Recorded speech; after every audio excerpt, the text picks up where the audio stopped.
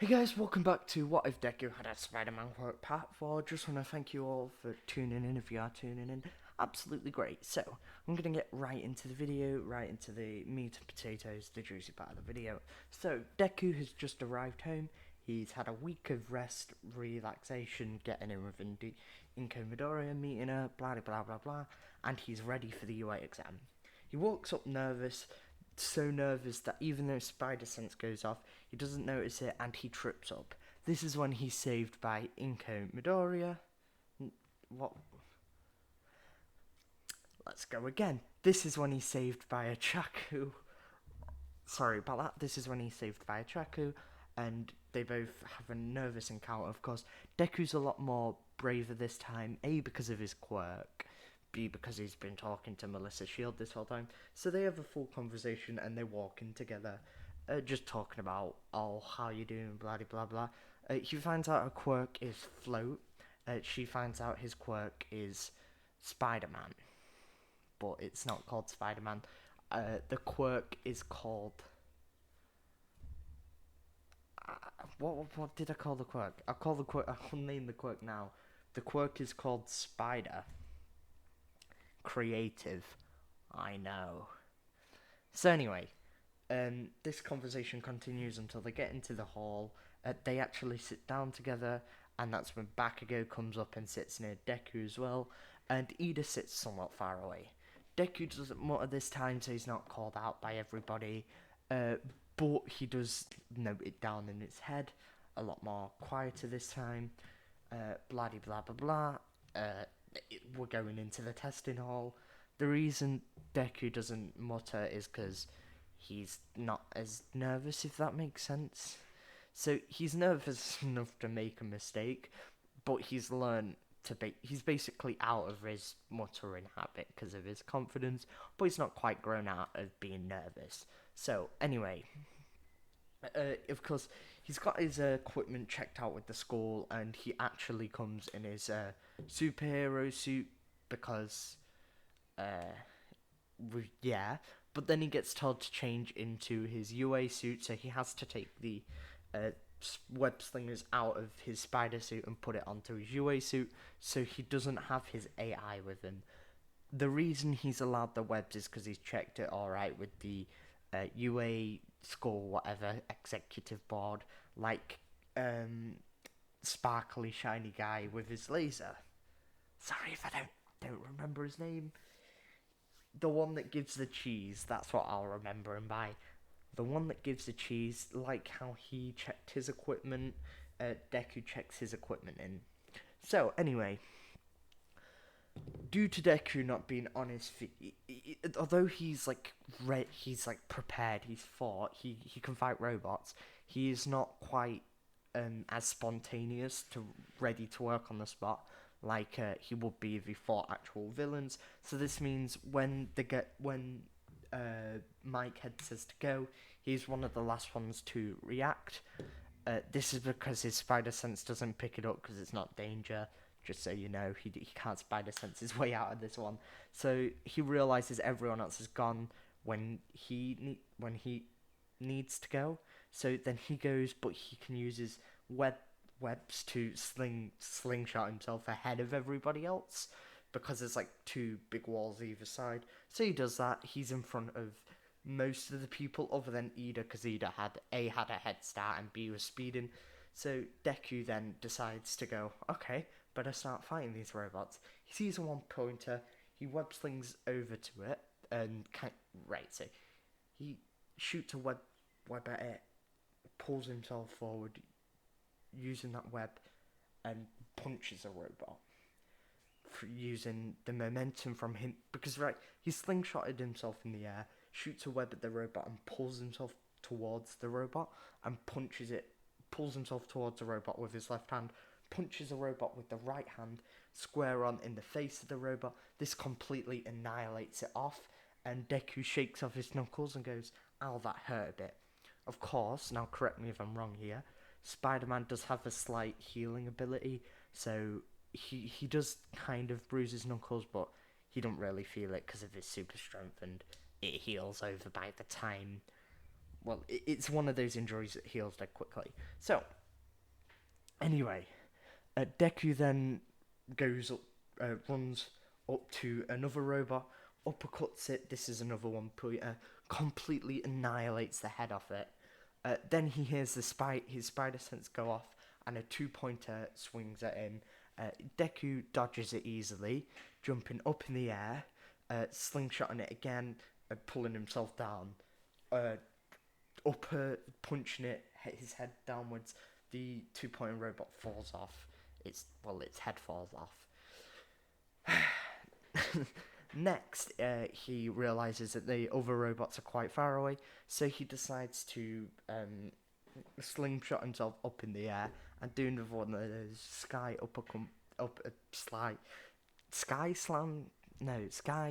ground pounds. I'll call them. I guess he does one of those. He shotguns himself. What did I call it? Catapults himself up into the air again using 2 webs either side of a building, and ground pounds another robot. There's a robot near there, so he web slings to that robot and punches it. He's just web slinging to all the robots and punching them. That's when his spider sense is going insane, so he looks around to see a huge, and I mean a huge robot. He realizes this is the 0-pointer. Deku uses his common sense to be like, okay, I should probably ignore it. That's when he hears screaming from under the rubble. He realizes that the girl that saved him from before, his now new acquainted friend, is in trouble. This doesn't stop Deku anyway, because of his hero instinct. He runs directly towards the robot.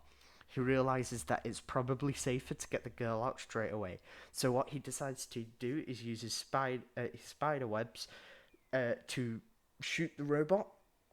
To shoot the rocks in front of the robot's feet, pull the huge boulder away, which takes a lot of his strength, and then quickly shoot the girl, pull her with the webs over to him, and tell her to use her float ability. She uses her float ability to save herself, and floats down to the ground slowly, and then froze up. Because what Deku did, he pulled her away in the air, and before she hit the ground, she used her float ability to save herself from hitting the ground hard. But of course, she used her float ability on herself and threw up. Deku was ready to go catch her if she couldn't use her float ability on herself. But luckily, from the conversation before, they found out about each other's quirk and how she could use it on herself, but it used a lot of energy.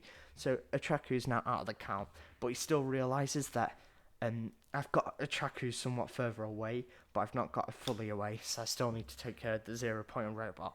That's when Deku is like, okay. Star Wars, I can use my Star Wars method.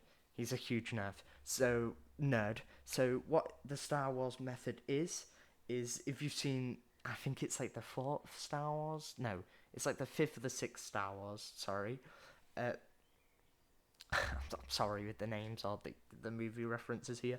But what he's going to do, he's going to web sling the robot's legs and basically pull it over that way. So, what Deku decides to do is do that. He does that by running along the buildings and jumping across and basically using his enhanced abilities to wrap his webs around the robot's legs, swinging around him and wrapping up his legs nice and tight. He then pulls it, which causes the robot to fall over, but then Deku realizes, wait, if the robot falls over a certain way, that could be problematic. So Deku then web slings towards the robot and double kicks it with both his legs and all his body. This causes the robot to fall away from the students, causing nobody harm. And then Deku's there catching his breath, realizes that his web slingers have run out of webs and that he's pretty roughed up, out of breath, and he probably can't take any more robots. So he's hoping that the robots he's taken out is already okay. So he runs over to Atraku to see whether she's okay. She's fine. Then he's like, okay, I've caught back my breath. If we have any more time, I can go get some more robots, and hopefully so can Atraku. So they're both getting ready to get to or what's it called, to destroy more robots, and that's when the honk of the horn goes and the time's over. Deku is then panicking whether he's got enough points, and Choku's like, "You'll be fine." Deku's like, "What about you?" And she'll be like, "Hopefully, I'll be fine. Even if not, you did the great thing. Thank you so much for saving me." Deku's face goes red a bit, and then he's like, "It's okay. I'm just glad you're okay, you know?" And then Uchaku smiles, Deku smiles. It's all the awkward, lovey-dovey stuff. You know how it is. Then the doctor person, forgot her name, the nurse, doctor, lady, kissy one, comes over to check if they're okay, checks that they're all fine, and then they all go home. That's when All Might's there and he's overlooking the battle, and he sees Deku and his heroic powers, and so does everyone else. He sees his heroic ability. Now, you're probably wondering, what's happening with One For All? Well, One For All was offered to Mirio, but Mirio declined it.